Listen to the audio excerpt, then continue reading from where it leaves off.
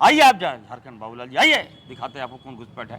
बाबूलाल मरांडी ने कहा है कि एनआरसी करेंगे, आप लोग को तो आप कागज निकाल के रखना पड़ेगा। एक भी बता दे रहे हैं बाबूलाल जी को, मैं चैलेंज करता हूँ, आप दिखाइए। आप जामताड़ा का भी नाम लिए हैं, सही कहना है। बाबूलाल जी बहुत बड़े नेता थोड़ी ना है। अरे कैसे युवा- नहीं है, अच्छा, बुलाया इसीलिए- तो जा रहा है ना उनको, दें आप क्या बात कर रहे नहीं हैं। कीजिएगा तो अच्छा नहीं होगा, बता दे रहा हूँ मैं आपको। आप बताइए कौन है घुसपैठ वहाँ। आज कांग्रेस को गाली दे रहे हैं आप, अच्छी बात नहीं है बाबूलाल जी, मैं कहना चाहता हूँ। बहुत सफल देखिए, हुआ प्रधानमंत्री जी के बारे में नहीं बोलूँगा।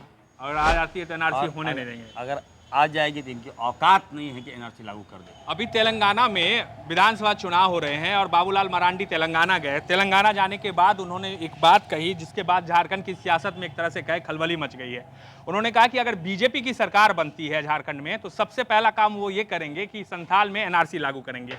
हमारे साथ जामताड़ा, जो कि संथाल में ही पड़ता है, वहाँ के कांग्रेस के विधायक इरफान अंसारी हैं। इरफान जी, आपसे समझना चाहेंगे, बाबूलाल मरांडी ने कहा है कि एनआरसी करेंगे, आप लोग को तो आप कागज निकाल के रखना पड़ेगा। अगर बीजेपी की सरकार बनी तो दिखाना पड़ेगा आपको कागज। राज्य का सबसे बड़ा घुसपैठ यदि कोई है तो बाबूलाल मरांडी जी, ठीक है। और मैं उनसे कहूँगा, आइए झारखंड संभालिए ना, तेलंगाना में क्या बोल रहे हैं। ये तो बीजेपी का यहाँ के प्रचार लोगों करने ने यहाँ के गए। लोगों ने तो नकार दिया उनको। आप तेलंगाना से आप बोल के आप झारखंड पर अटैक कर रहे हैं। एनआरसी पे आप बात कर रहे हैं, एनआरसी क्यों नहीं लागू कर दिया आपने? हिम्मत तो आपकी सरकार थी यहाँ। क्या बेवजह हल्की बातें करते बाबूलाल जी, सीनियर नेता हैं, पूर्व मुख्यमंत्री हैं। और मैं कहूँगा कि किसी कीमत पर ये एनआरसी लागू नहीं करेंगे, ये राजनीतिकरण कर रहे हैं। आपको लग रहा है कि वोट बैंक की राजनीति है ये? बिल्कुल बिल्कुल। देखिए, तुष्टीकरण की अब राजनीति है। कितनी हल्की बातें कर रहे हैं। बांग्लादेश, अरे तो इंडिया का पार्ट था बांग्लादेश। था, लेकिन सुनिए अलग अच्छा देश तो सुनिए है। ना, हाँ। हाँ, घुसपैठ हो रहा तो चाइना को भगाइए ना।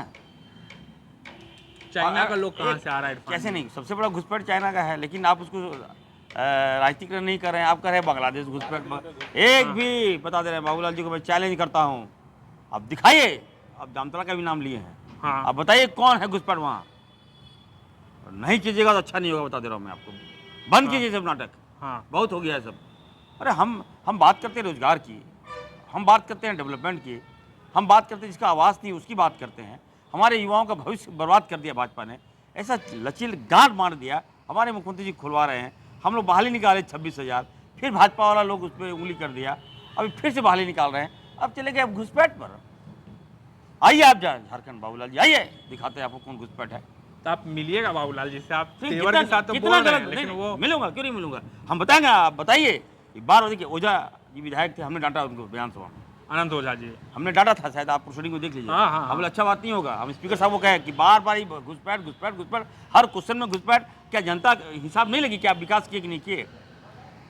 जी, शून्यकाल, तारांकित, अल्पसूचित, जो भी है, मतलब सारा प्रश्न उनका बांग्लादेश पे होता था। हाँ। तो क्या आपके पास जनता का सवाल नहीं था क्या? नहीं तो लेकिन जब एक मैंने चीज- सुनी, हाँ। जब मैंने स्पीकर साहब से कहा कि अगर दोबारा अगर ये बांग्लादेश का मामला सदन में रखेंगे तो प्रोसीडिंग में आता है तो ये हम चैलेंज करेंगे इसको। लेकिन एक चीज़ तो है ना कि अभी कुछ दिन पहले जो है गृह मंत्रालय की रिपोर्ट के हिसाब से पुलिस मुख्यालय ने सारे एसपी को ये जारी किया था लेटर, और उसमें ये कहा था कि आप पता कीजिए कि क्या ये बात सच है कि नहीं है। जो रिपोर्ट आया है उसमें ये है कि हाँ, घुसपैठ तो हुआ है। आप देखिए, जो पूरा इलाका है, चाहे पाकुड़ का इलाका हो, साहेबगंज का इलाका हो, इसको लेके सवाल तो उठते रहे हैं। बाबूलाल जी वही कह रहे हैं कि घुसपैठ हुआ है, और चूंकि कांग्रेस पार्टी उनको वोट्स के तौर पर यूज करना चाहती है, इसलिए कांग्रेस खुल के उनके विरोध में नहीं बोलती है। ये देखिए, बाबूलाल जी को समझना चाहिए कि कांग्रेस पार्टी की देन है बाबूलाल जी। कहाँ कांग्रेस- आरएसएस में थे वो? सुन तो लीजिए ना, हाँ। कांग्रेस तालमेल तो हो गया था ना, अभी फिर चलेगा RSS। बीच में 14 साल तक रहे। सुन हाँ। लीजिए, बनवास था। हाँ। ये जो कहिए, हाँ।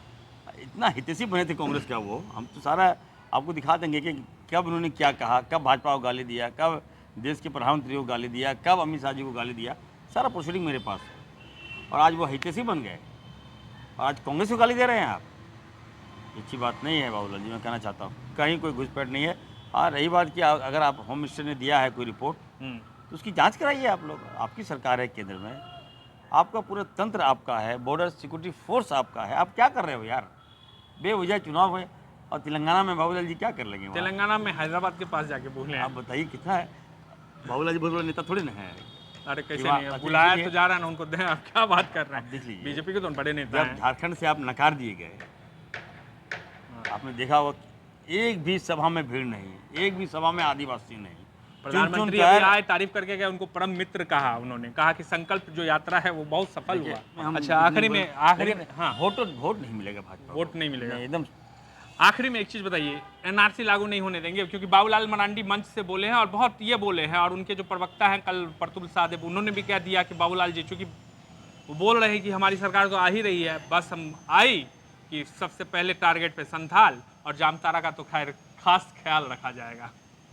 देखिए, सबसे पहली बात तो भाजपा की सरकार आएगी नहीं, नहीं आएगी। लिख लीजिए। अगर आ जाती है तो एनआरसी और होने नहीं देंगे। अगर आ जाएगी तो इनकी औकात नहीं है कि एनआरसी लागू कर दे, क्योंकि सुन लीजिए, हाँ सबसे बड़ा घुसपैठ हाँ हाँ। भाजपा में, आप ये क्यों नहीं देखते हैं, सारे घुसपैठिए लोग तो भाजपा में घुसा हुआ है। आप जेपी पटेल सारा- की बात कर रहे हैं, सारा- आप अमर बावरी की बात कर रहे हैं, आप बाबूलाल मरांडी की बात हाँ, कर तो रहे आप हैं। देखिए ना, आप पहले आपको तो घुसपैठिए भाजपा निकाले, उसके बाद आप बात कीजिएगा। ये सब दूसरे पार्टी से आए हैं, यही कह रहे हैं आप? बिल्कुल घुसपैठ है ये लोग, इससे बड़ा घुसपैठ और क्या हो सकता है। मैं होम मिनिस्ट्री से मांग करूंगा, ऐसे लोगों को हटाइए, तब बात कीजिएगा बांग्लादेश और घुसपैठ की बात कीजिएगा।